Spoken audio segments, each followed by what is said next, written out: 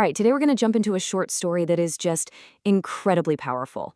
It really gets to the heart of things like family, the choices we make, and what it even means to be independent.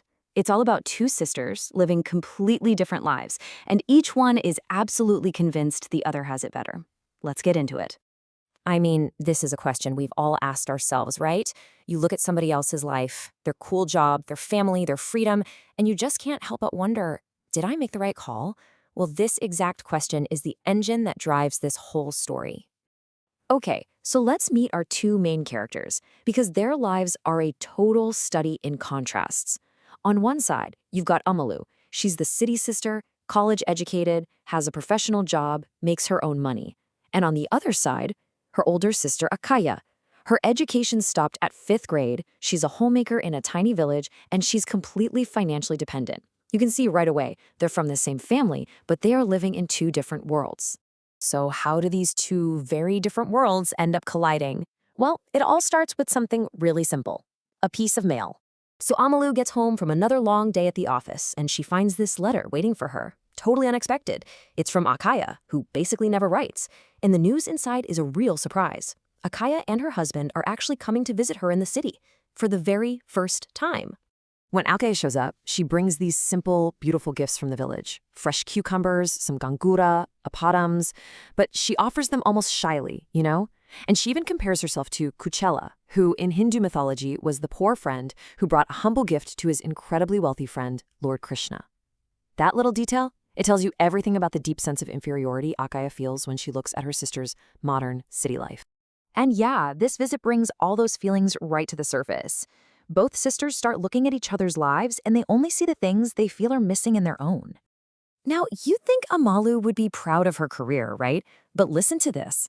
She starts venting to Akaya, calling her job wretched and talking about how impossible it is to balance a demanding career and running a home. To her, this so-called independence just feels like a trap. And then, literally, the second Amalu finishes complaining, Akaya says this. She's just in awe of the very life her sister was just tearing down. For her, that job isn't a burden at all.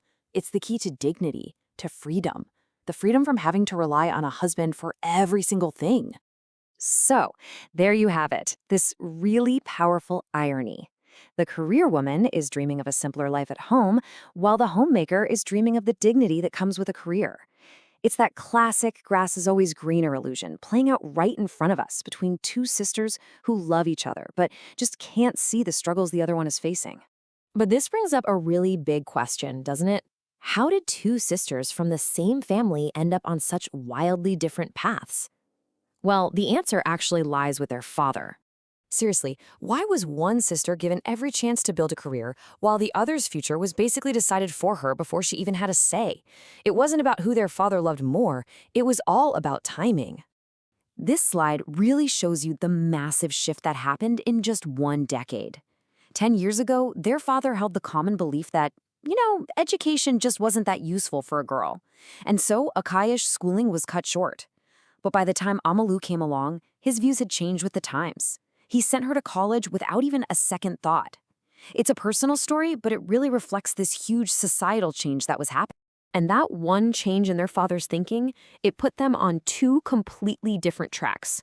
Akaya's limited education led her straight to a quiet life in the village. Amalu's college degree, on the other hand, lit a fire in her to go out and achieve something, leading her to the city and a professional career. One decision, two totally different destinies. And now we get to what is, for me, the most powerful part of the whole story. This is where Akaya reveals her deepest, most profound belief through a metaphor that you will not forget. So Amalu kind of changes the subject and asks about Akaya's daughter. And Akaya's answer, wow. It shows that even though she's lived this quiet life, she has been thinking and thinking hard about the future. And she is terrified, absolutely terrified, that her daughter is going to end up living the exact same life she did. And there it is. That image is just so visceral, so unforgettable. She says that without an education, a woman has zero power. She's forced to live under her husband's thumb, like a scorpion under a slipper. Let's just break that down for a second. A scorpion trapped under a slipper. It can't move, it can't sting, it can't get away. It is completely and utterly powerless. Its very life depends on the person wearing that slipper.